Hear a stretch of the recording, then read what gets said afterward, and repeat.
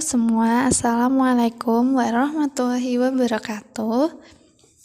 Apa kabar hari ini teman-temanku semua? Di sini saya akan membahas teori behavioristik. Baik, sebelum memasuki teori behavioristik, izinkan saya untuk memperkenalkan diri. Perkenalkan, nama saya Arifatul Kasanah, NIM 23040220087. Sekarang kita akan memasuki teori behavioristik. Itu apa? Teori behavioristik itu adalah salah satu pendekatan dalam psikolog yang menekankan pentingnya perilaku yang dapat diamati dan diukur sebagai hasil dari proses belajar. Teori ini berfokus pada perubahan perilaku yang terjadi sebagai respon terhadap stimulus eksternal.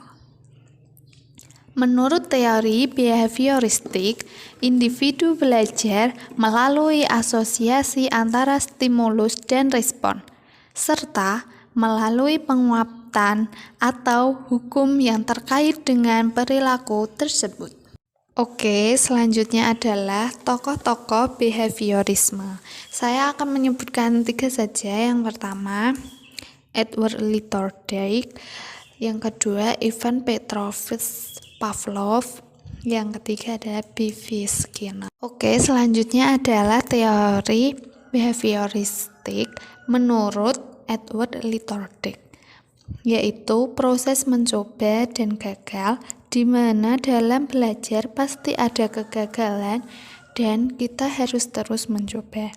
Belajar atau berlatih juga lebih penting daripada berwawasan luas, sehingga ada pepatah yang mengatakan pengalaman adalah guru terbaik, karena dengan terus berlatih pastinya akan mendapatkan lebih banyak pengalaman.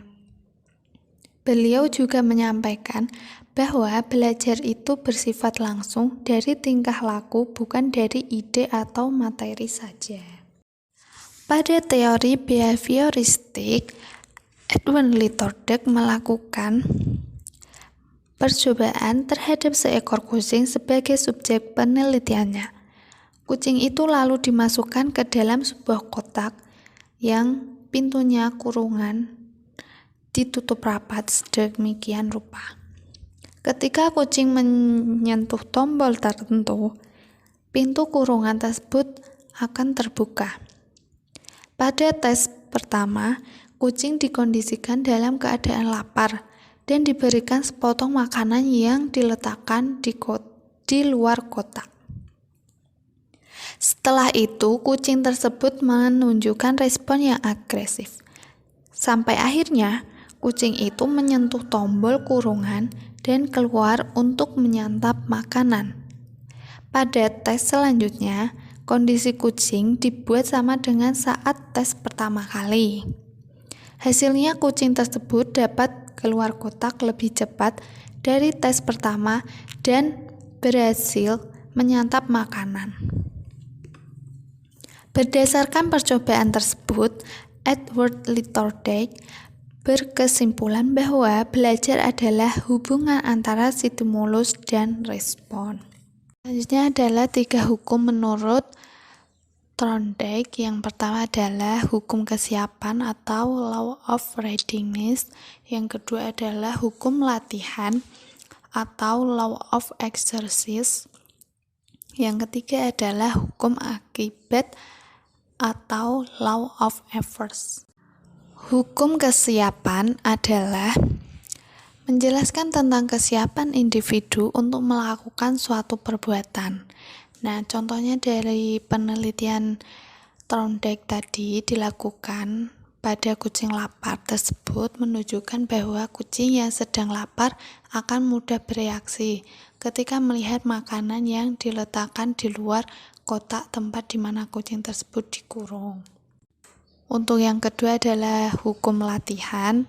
Berdasarkan penelitian Edward Lee Thorndike terhadap kucing, dapat ditarik sebuah kesimpulan bahwa hubungan antara stimulus dan respon akan menguat apabila ada latihan yang semakin sering dilakukan. Sebaliknya, hubungan antara stimulus dan respon akan semakin melemah jika tidak ada latihan. Yang terakhir yaitu hukum akibat. Hukum akibat adalah menunjukkan bahwa suatu perbuatan yang menimbulkan rasa puas atau senang akan cenderung dilakukan berulang kali. Sebaliknya, suatu perbuatan yang tidak menimbulkan rasa senang akan cenderung tidak diulangi kembali. Baik, segitu saja yang saya akan sampaikan materi tentang teori behavioristik. Semoga bermanfaat. Sekian dari saya. Wassalamualaikum warahmatullahi wabarakatuh.